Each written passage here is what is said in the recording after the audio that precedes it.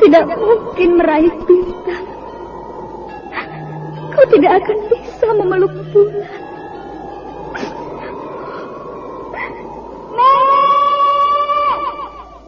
Nenek Raga Runting! Ayu! Ayu!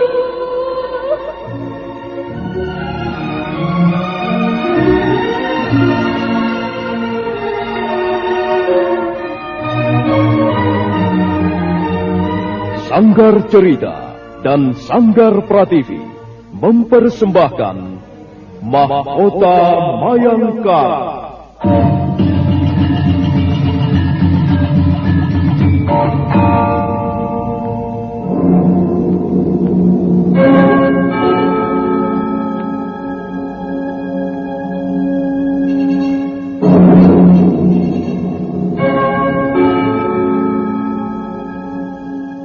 Cerita ini lanjutan dari Tutur Tinular.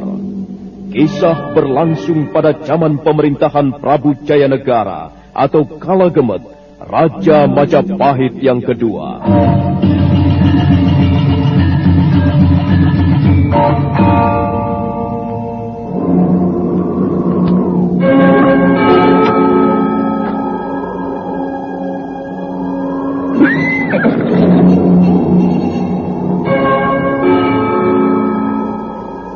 Bukan lagi Raja Majapahit.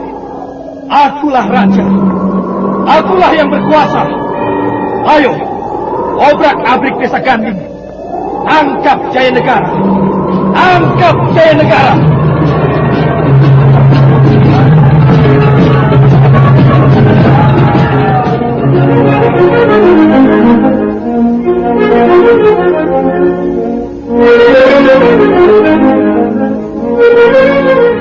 Naskah ditulis dan diolah oleh S. Tijab, hiasan musik dan sutradara C. Ispriyonoka.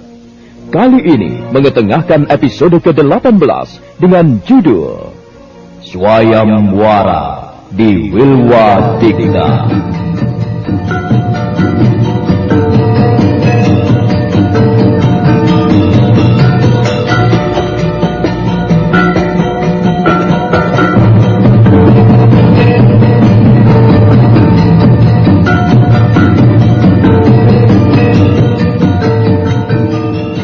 Dalam seri ke-513 ini didukung oleh para pemain Chris Urspon sebagai Rakuti, Rusli sebagai Rasemi, Novia Mandagi sebagai Putri Raja Patni, Amir sebagai Kuda Parasuta, dan Asti Suhastra, pembawa cerita. Selamat menikmati. Satria Molek membawa hiburan dengan gaya yang tak pernah padam. Jangan ragu, klik subscribe, jadikan harimu lebih hidup.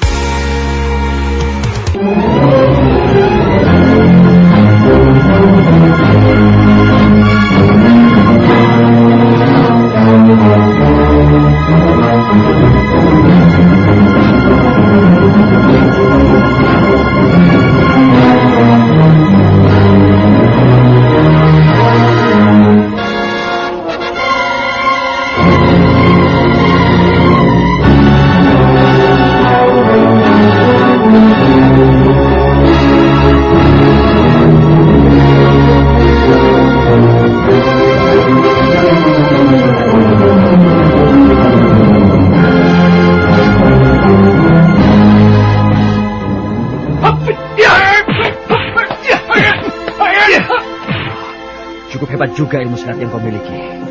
Pasti kau bukan prajurit jaga biasa.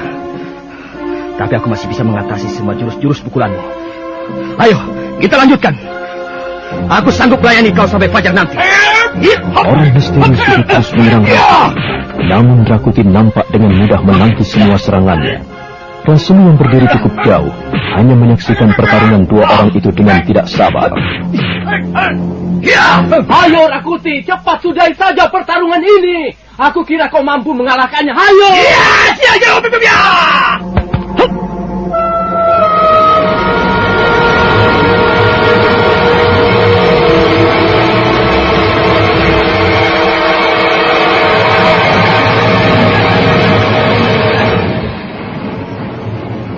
Dalam pertarungan yang makin seru itu, Rakuti berhasil menjamret cadar orang misterius itu. Belum sempat Rakuti melihat wajahnya, seketika itu juga orang itu lari dan melompat tinggi ke udara sambil memutar-mutar tubuhnya di udara, melintasi dinding pagar istana Kaputren dan menghilang entah kemana. Rakuti kehilangan jejak lagi, namun dia tidak putus asa.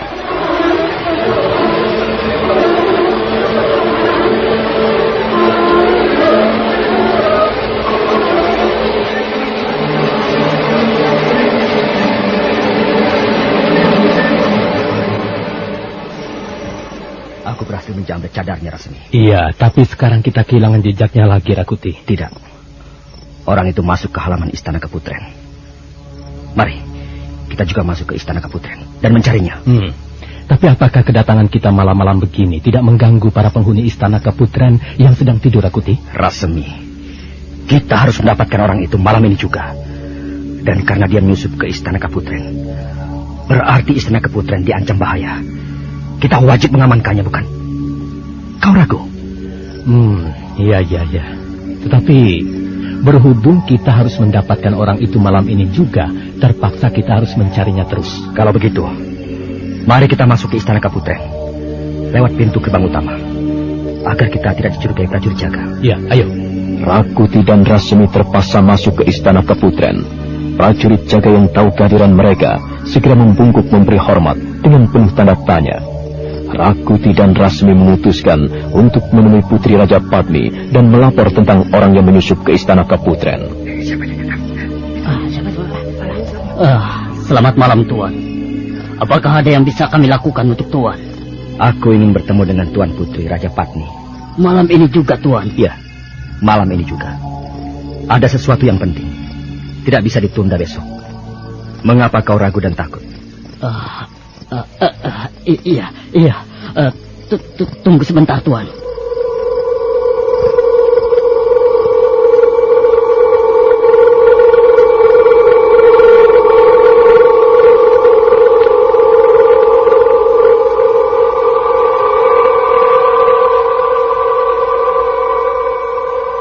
Selamat malam, Tuan Putri.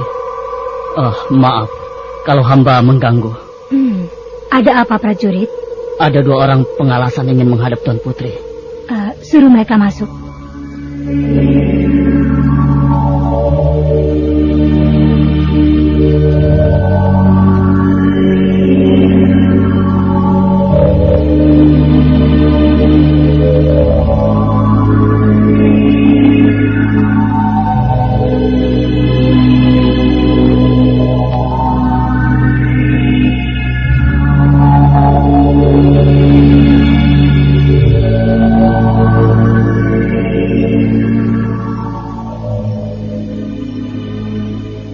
Silakan.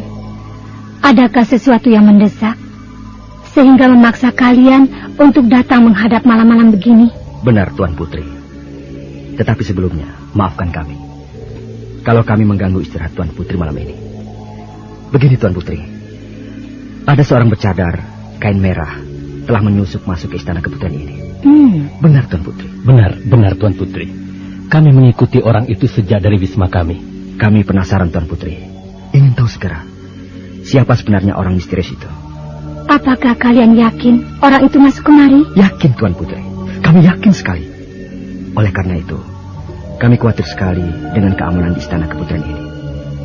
Kami wajib untuk menjaga keamanan istana ini, Tuan Putri. Lalu apa yang ingin kalian lakukan?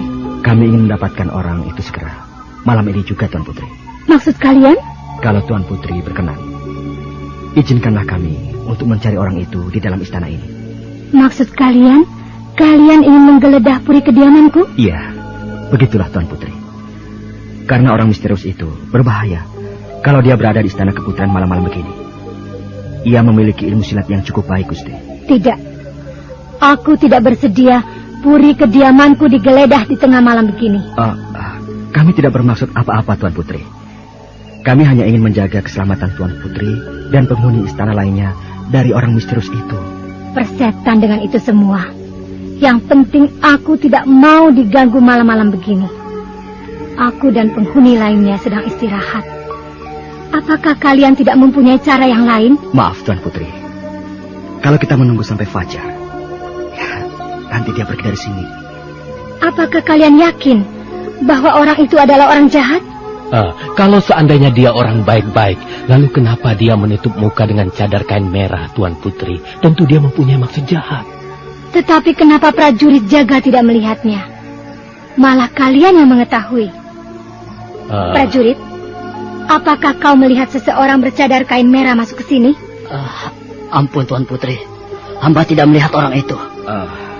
Tuan Putri, tentu prajurit tidak melihatnya. Karena orang itu masuk secara sembunyi-sembunyi. Orang yang bermaksud jahat tentu mencuri-curi kesempatan untuk masuk. Percayalah kepada kami, Tuan Putri. Kami tidak bermaksud apa-apa. Selain menyelamatkan Tuan Putri, juga menyelamatkan penghuni lainnya. Sekarang begini saja, Rakuti. Kalian kembali ke wisma kalian dan biarkan aku istirahat. Tuan Putri, lalu bagaimana dengan orang misterius itu?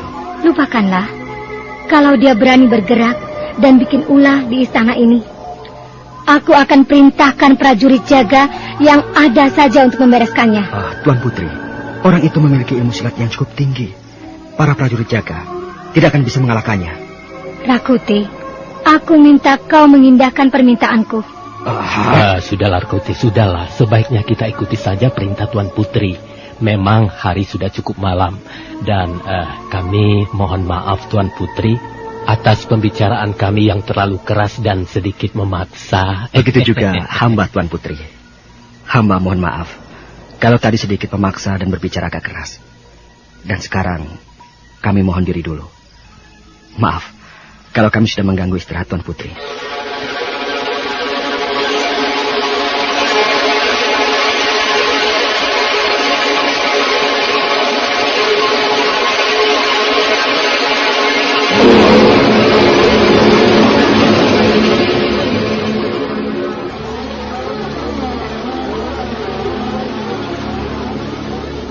Rakuti dan Rasmi kembali dengan tangan hampa. Raja Padmi tidak mengizinkan Puri kediamannya digeledah. Orang misterius itu hilang tanpa jejak. Raja Padmi ingin kembali tidur, tapi perasaannya tidak enak. Dia merasa resah dengan kabar orang misterius itu. Lalu dia mencoba untuk berjalan ke bagian belakang serambi.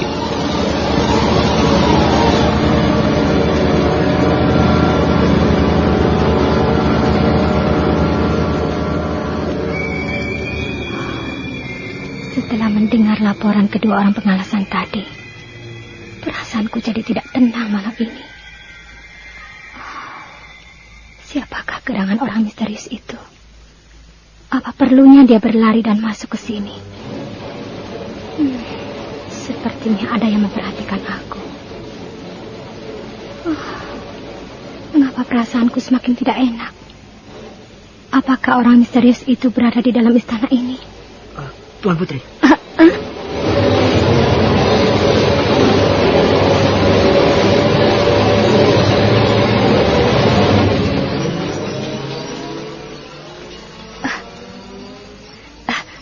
Kau? Kuda Parasuta? Maaf kalau kehadiran hamba mengejutkan Tuan Putri. Kaukah yang sedang dicari-cari Rakuti dan Rasmi barusan? Benar Tuan Putri. Tetapi hamba berhasil lari dan masuk kemari. Sebenarnya maksud hamba datang kemari untuk menghadap Tuan Putri dan melapor bahwa kedua Ananda, Putri Tunggadewi dan Putri Raja Dewi, dalam keadaan baik dan sehat. Senang sekali. Lalu kapan kau pergi ke sana, Kuda Parasuta? Ya, sudah cukup lama juga Tuan Putri. Hamba minta maaf kalau baru sekarang bisa menghadap dan melaporkan hal ini kepada Tuan Putri. Tidak apa-apa, Kuda Parasuta. Aku begitu senang sekali mendengar berita ini. Sedangkan kedatangan hamba ke lereng Gunung Lejar adalah membawa sepucuk surat dari bekal Gajah Mada untuk Tuan Putri Tunggadewi. Oh, begitu? Nanti kalau seandainya suatu waktu kau ke sana lagi, jangan lupa salamku untuk mereka. Katakan kepada mereka bahwa aku di sini pun dalam keadaan baik. Baik, Tuan Putri. Nanti akan hamba sampaikan kepada mereka. Maaf, Tuan Putri. Hamba mohon pamit sekarang, agar tidak terlalu mencurigakan. Katanya kau bercadar kain merah.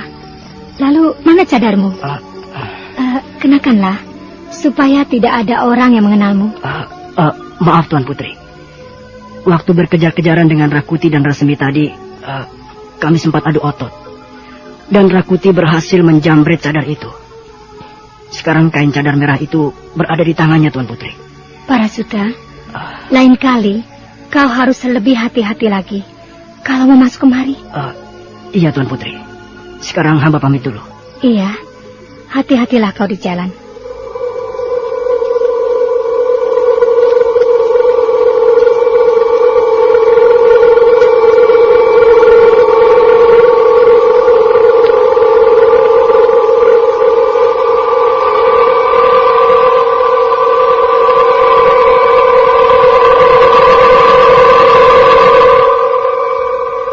Orang misterius itu ternyata kuda Parasuta yang sudah tidak bercadar lagi.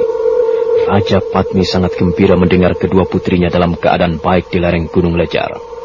Sementara itu, Rakuti dan Rasmi masih penasaran siapa gerangan manusia misterius itu. Dengan kain cadar di tangannya, mereka terus menduga-duga siapa pemiliknya.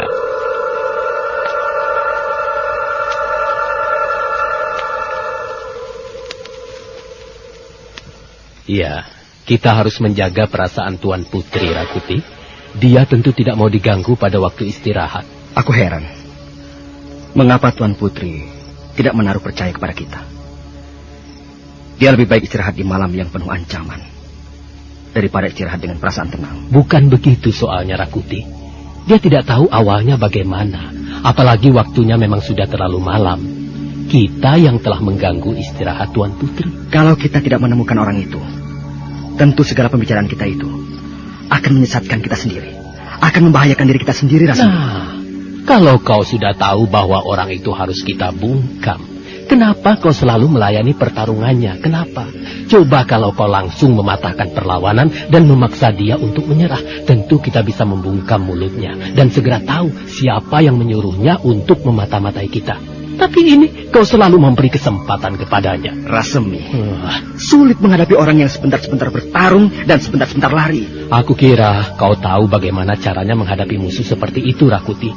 Aku yakin ilmu silatmu itu lebih tinggi dari dia. Sekarang dia sudah menghilang dan kita pulang dengan tangan hampa. Bagaimana lagi kau akan mencari orang itu, Rasemi, aku tidak putus asa. Aku masih memiliki kain cadar merahnya. Kain cadar inilah yang bisa membantu untuk mencari siapa sebenarnya orang misterius itu.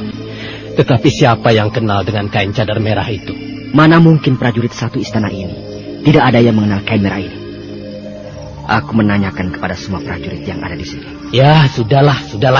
Sekarang kita berangkat tidur saja, Rakuti. Mataku sudah mengantuk sekali. Dan besok saja kita lanjutkan usaha pencarian ini.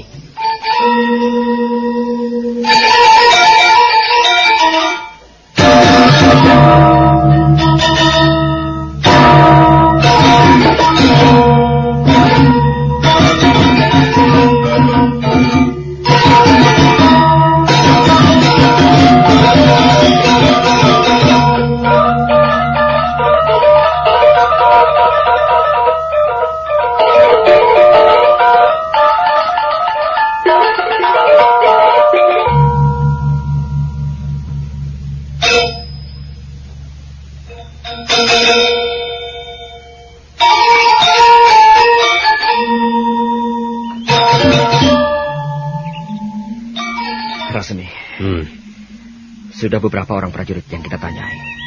Tidak ada yang tahu. Ya, kalau memang mereka tidak tahu mau apa lagi, Rakuti. Aku belum putus asa, Rasemi. Aku ingin terus bertanya.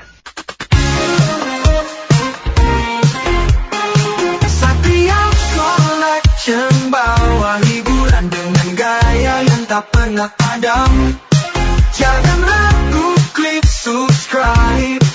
Jadikan harimu lebih hidup. Hei, kemari sebentar kalian. Ya Tuan. Kau mengenal kain merah ini? Tidak Tuan. Hamba sungguh belum pernah melihat kain yang Tuan tunjukkan ini. Jadi kau tidak tahu? Kalau kau?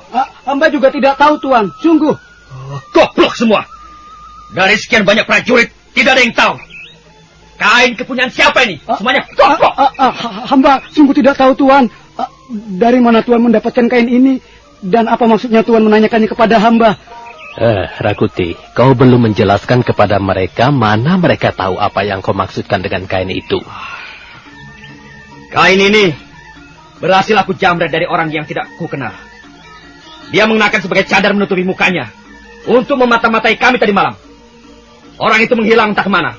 Lalu Tuan ingin mencari orang itu melalui kain cadar miliknya ini? Iya. Ya sudah, Rakuti, sudah. Kalau mereka memang tidak tahu, kita tanyakan kepada prajurit yang lain. Kita bertanya kepada prajurit yang bertugas di sekitar Istana Keputren. Mengapa? Ya, karena orang misterius itu menghilangnya di sekitar Istana Kaputren. Nah, mungkin orang itu biasa berkeliaran di sana dan ada prajurit yang memperhatikannya. Oh, iya. Ayo, kalau begitu, kita pergi ke sana. Ayo, Rasmi.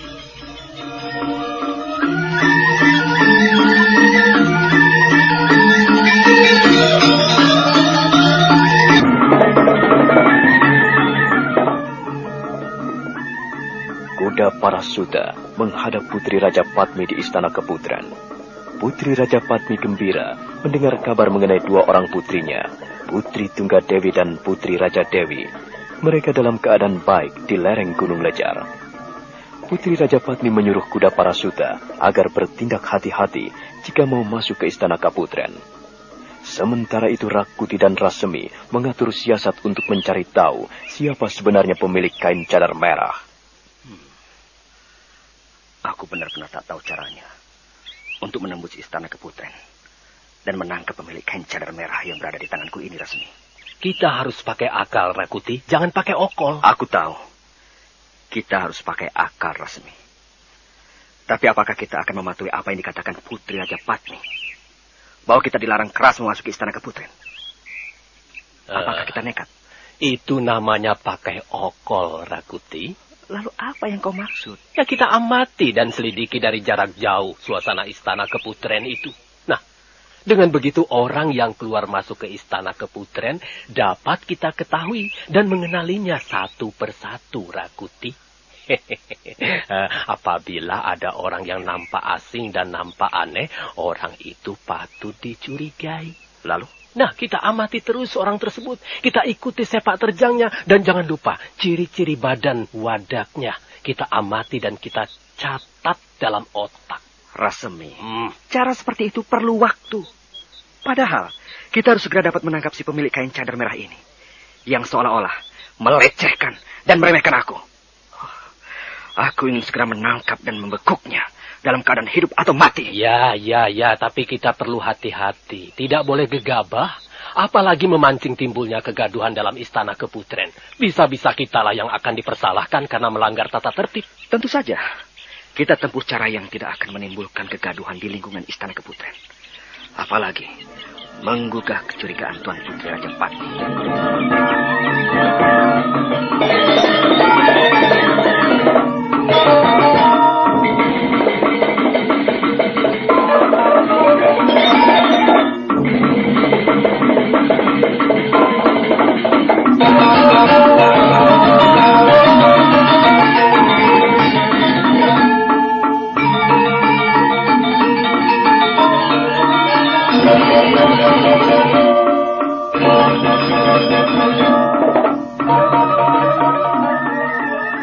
Rakuti dan Rasemi memutar otak bagaimana caranya menangkap si pemilik kain cadar merah. Sedangkan di dalam Istana Kaputren, Raja Padmi memanggil kuda Parasuta untuk diberi tugas. Tuan Putri memanggil hamba? Benar, kuda Parasuta. Aku rasa sekarang ini kau dalam keadaan aman. Benar, Tuan Putri. Hamba tak kurang suatu apa. Selama hamba berada di Istana Kaputren ini, hamba merasakan berada di dalam naungan Tuan Putri. Sehingga tidak ada seorang pun yang berani mengancam keselamatan jiwa hamba. Bagus. Dan selama kau keluar masuk Istana Keputren ini pun, apakah tidak ada yang mencurigaimu? Tidak, Tuan Putri. Bahkan mereka yang melihat hamba mengira bahwa hamba ini adalah prajurit penjaga Istana Kaputren. Berarti keselamatan jiwamu benar-benar tidak mengkhawatirkan. Dan ini sesuai dengan apa yang telah kusampaikan kepadamu. Agar selama kau keluar masuk istana keputren ini, kau bersikap waspada dan hati-hati. Pesan Tuan Putri sudah hamba laksanakan. Dan Tuan Putri bisa melihat sendiri bahwa keadaan hamba masih segar bugar. Aku senang dan puas bahwa kau taat menjalankan apa yang kukatakan. Dan, oh ya, aku bangga akan dharma baktimu kepadaku. Untuk itu, aku akan memberi tugas kepadamu. Kalau tugas yang diberikan Tuan Putri itu pantas hamba laksanakan, hamba akan menerima dengan tangan terbuka, Tuan Putri. Malam nanti kau akan kuberi tugas jaga bersama prajurit jaga lainnya. Sendi kau dawuh, Tuan Putri. Hamba akan laksanakan.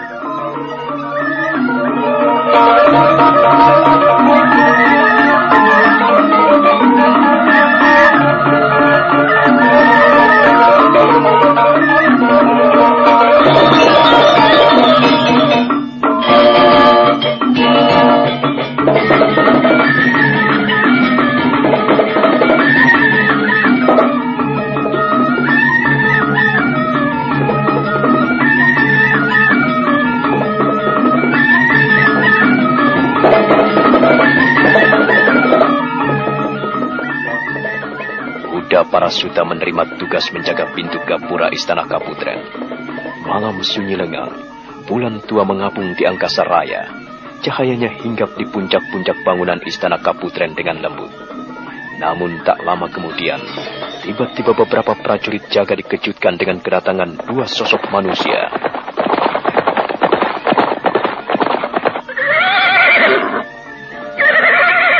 Minggir, hai prajurit! Aku mau lewat. Maaf. Tidak boleh seorang pun diizinkan memasuki istana Kaputren. Apalagi malam-malam begini. Minggir kataku. Kalau tidak minggir, akan kuterjang dengan kudaku ini. Maaf, kalau kau berbuat kasar, aku pun bisa melakukanmu lebih kasar lagi. Mau melawan? Kami tidak akan melawan kalau kau bersikap sopan terhadap kami.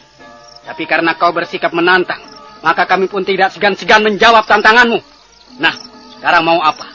Aku mau lewat. Kau boleh lewat pintu gerbang ini. Asalkan kau bisa melangkahi mayatku terlebih dulu. Dan kau pun akan bisa memasuki puri istana Kaputren. Asalkan kau bisa mengangkangi mayat para prajurit penjaga pintu gapura istana Kaputren. Berbelit-belit sekali kau ini. Kami tidak akan berbelit-belit kalau kau menepati aturan yang berlaku di sini. Bahwa tidak boleh seorang pun pada malam-malam begini tanpa ada keperluan penting memasuki istana Kaputren. Oh, jadi kalian tidak mau minggir? Kami ditugaskan menjaga pintu gerbang istana ini. Maka kami pun rela membela tugas yang kami emban. Oh, kalian mengurus pedang. Aku pun akan meladeni. Awas! Seru juga mereka bertarung. Tapi siapa lawan mereka? Kalau tidak ada yang mengalah, bisa-bisa banjir darah di pintu gerbang itu. Wah, nampaknya orang itu mempunyai olah kanuragan yang tinggi. Dikeroyok dua orang prajurit tidak juga mundur. Wah, bahkan nampak lebih beringas.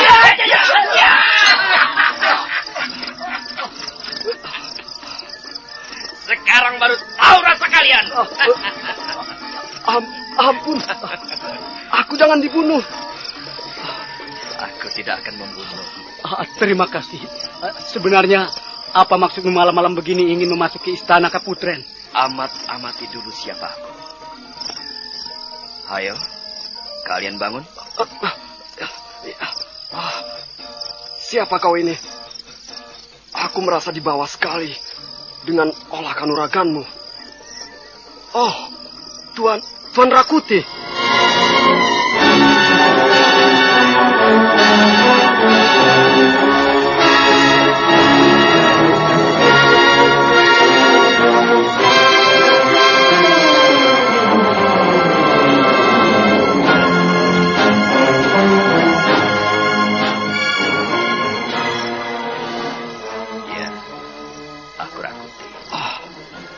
Aku bermaksud mencari dan menangkap si pemilik kain cadar merah yang berada di tanganku ini.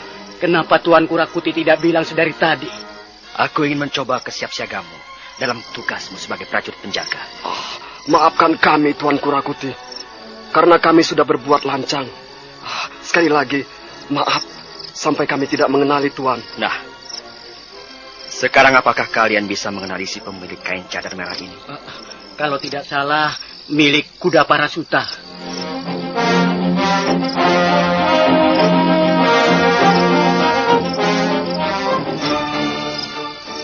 Kuda Parasuta? Di mana sekarang?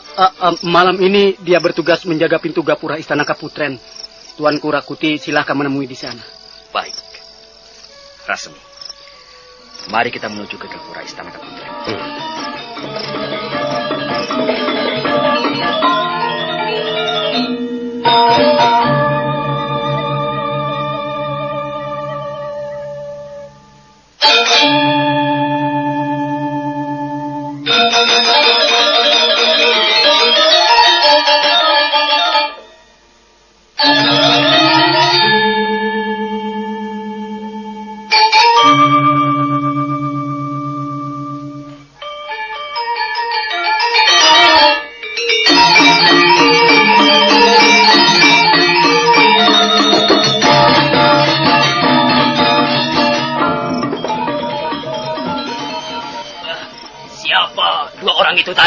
Kau ini bertugas jaga malah tidur.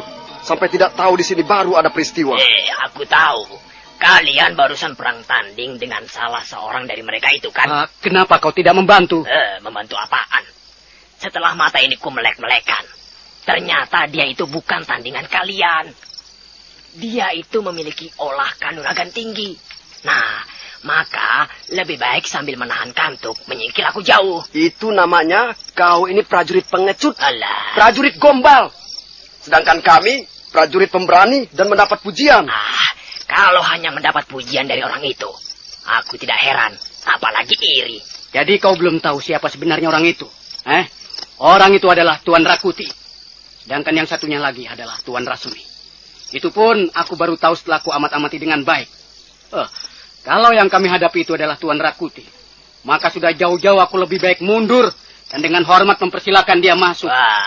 Kalian bisa kualat berani melawan Tuan Rakuti. Aku sudah minta maaf. Dan Tuan Rakuti pun memahami atas tanggapanku dengan cara kasar. Apa sebenarnya keperluan Tuan Rakuti datang malam-malam begini? Beliau ingin bertemu dengan pemilik kain cadar merah. Kenapa kau tidak segera menunjukkan si pemilik kain cadar merah itu? Sekarang Tuan Rakuti sedang menemui si pemilik kain cadar merah, kuda Parasuta. Yang kalau tidak salah dia sedang bertugas menjaga pintu gapura Istana Kaputren. Tapi aneh. Kalau Tuan Rakuti dan Tuan Rasmi itu mencari pemilik kain cadar merah, kan tidak perlu malam-malam begini. Siang hari kan bisa. Apakah itu bukan hanya sebagai alasan agar bisa masuk ke Istana Kaputren? Kalau bicaramu itu didengar Tuan Rakuti, bisa-bisa kau dibuat tidak bergerak lagi. Lah, aku ini bicara yang sebenarnya. Dan aku pun sudah paham benar siapa Tuan Rakuti itu.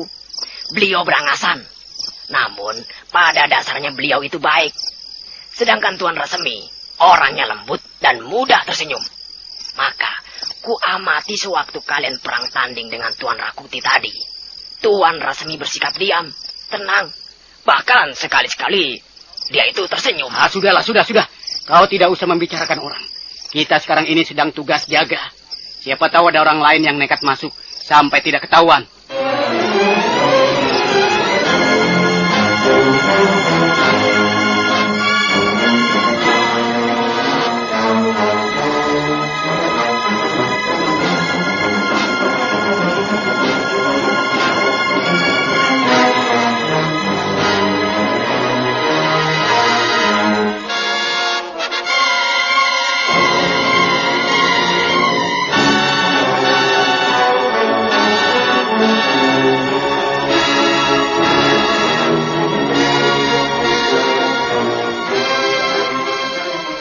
Beberapa prajurit jaga itu meneruskan tugasnya dengan kesiapsiagaan tinggi. Sementara Rakuti dan Rasmi tiba di pintu gapura Istana Kaputren.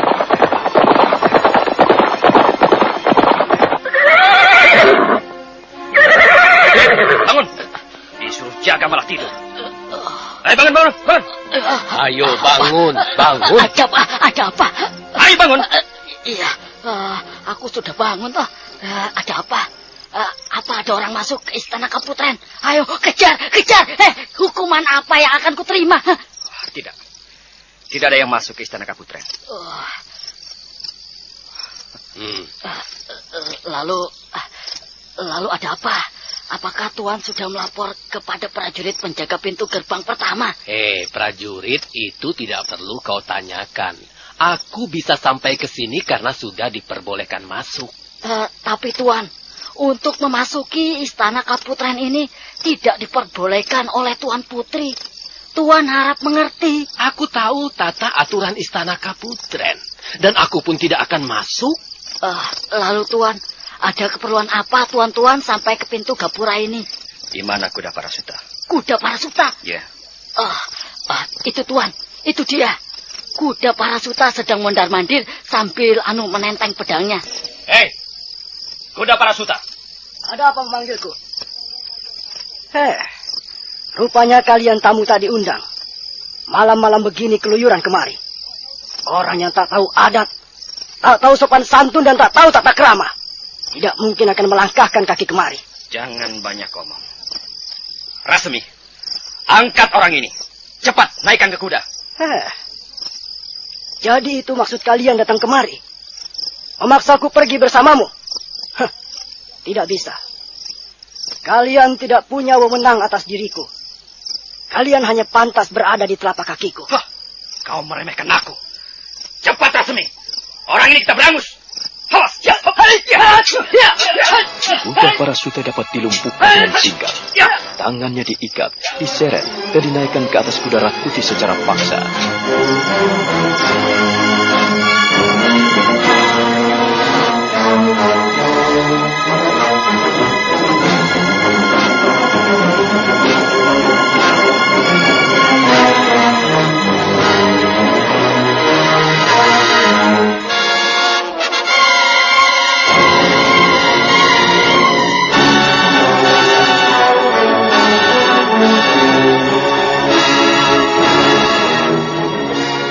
Yang ditunggangi Rakuti dan tawanannya, serta kuda Rasmi segera melesat bagaikan terbang di atas jalan-jalan Majapahit. Mereka terus berkuda menyusuri keremangan malam. Derap kaki kuda terdengar nyaring, membelah suasana hening dan sepi. Dan akhirnya, kuda Parasuta dijebloskan ke penjara bawah tanah.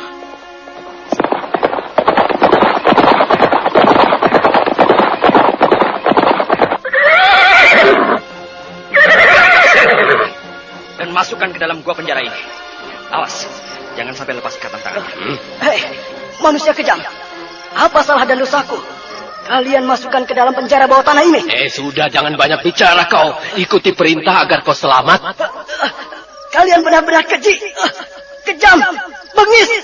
Manusia tak tahu diri. Hatiku tidak rela diperlakukan dengan sewenang-wenang seperti ini. Ayo lepaskan. Lepaskan. Tutup mulutmu. Kalau kau masih bicara, mulutmu akan kusumpal dengan kain bajumu. Ikatan tanganmu akan kuperkuat, sehingga kau tidak bisa menggerakkan kedua belah tanganmu. Manusia kejam, ketahuilah, aku tidak takut mendapat perlakuan berupa apapun. Dengan tindakan kalian yang busuk ini, kelak akan ketahuan siapa yang benar dan siapa yang salah. Sudahlah, jangan banyak komentar. Percuma bicara banyak, karena sekarang ini kau sudah berada di tanganku. Dan kau tahu sendiri, sekarang ini aku bisa mempermainkanmu sesuka hatiku. Nasibmu berada di tanganku. Nyawamu berada di ujung bilah tombakku ini. Lihat, kilatan cahaya dari tombakku ini bagaikan sudah meminta kurban nyawamu. Kuda Parasuta, ikuti perintah agar jangan sampai kulitmu tergores oleh tombak Patmayoni si Rakuti. Ayo, sekarang segera masuk ruangan ini. Ayo, ini tempat tinggalmu yang baru. Setiap collection bawa hiburan dengan gaya yang tak pernah padam. Jangan ragu, klik subscribe, jadikan harimu lebih hidup.